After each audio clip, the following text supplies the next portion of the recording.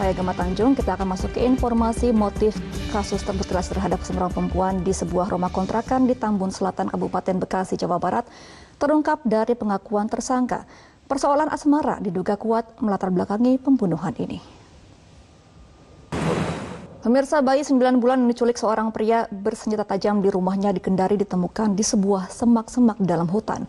Bayi dalam kondisi terlungkup ketika ditemukan. Beralih ke informasi lain, seorang remaja di Palembang, Sumatera Selatan tewas terkena peluru nyasar dari senapan angin saat sedang bermain bola kaki bersama teman-temannya. Korban meninggal dunia setelah mendapatkan perawatan selama 8 hari. Mahkamah Agung dalam putusan peninjauan kembali atau PK memutuskan aset milik First Travel dikembalikan ke jamaah. Sebelumnya aset dirampas oleh negara. Pemirsa, Metro Siang masih akan kembali usai jeda. Tetaplah bersama kami. Pemirsa, Mahkamah Konstitusi tengah melakukan pengujian terkait konstitusionalitas sistem pemilu 2024 dan saat ini pengkajian telah memasuki persidangan ketiga. Pemirsa, belum sepekan setelah diterbitkan Perpu nomor 2 tahun 2022 tentang Cipta Kerja langsung digugat di Mahkamah Konstitusi. Para pemohon mendaftarkan uji formil terhadap Perpu Cipta Kerja karena dinilai tidak melibatkan partisipasi publik dalam proses penyusunannya. DPR akan mempelajari isi peraturan pemerintah pengganti Undang-Undang nomor 2 tahun 2022 pada saat setelah masa resesi.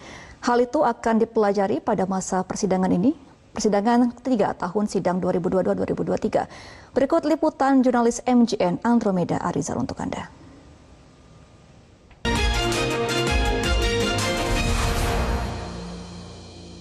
Berbagai bukti pamungkas untuk menjerat Lukas.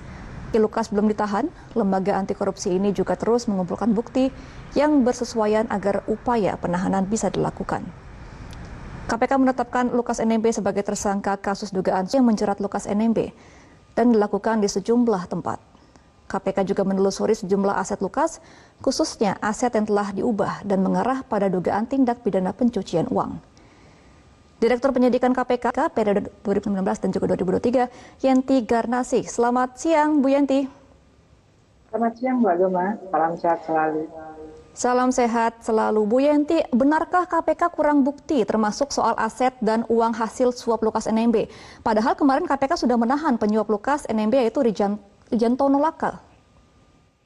Iya, baik. KPK sekarang kan sudah, ini kan ketinggian air di dua kecamatan ini bervariasi dari 50 cm hingga mencapai 1 meter lebih. Akibatnya aktivitas warga terganggu, warga yang terpaksa banjir bandang bisa dapat segera menempati rumah masing-masing. Untuk mempercepat penanganan, upaya pembersihan dilakukan secara gotong royong oleh warga sekitar yang dibantu relawan maupun anggota TNI Polri. Tidak hanya membersihkan rumah balai badan wilayah Sungai Juanda. Amin. Sendi Anda aktif geraknya.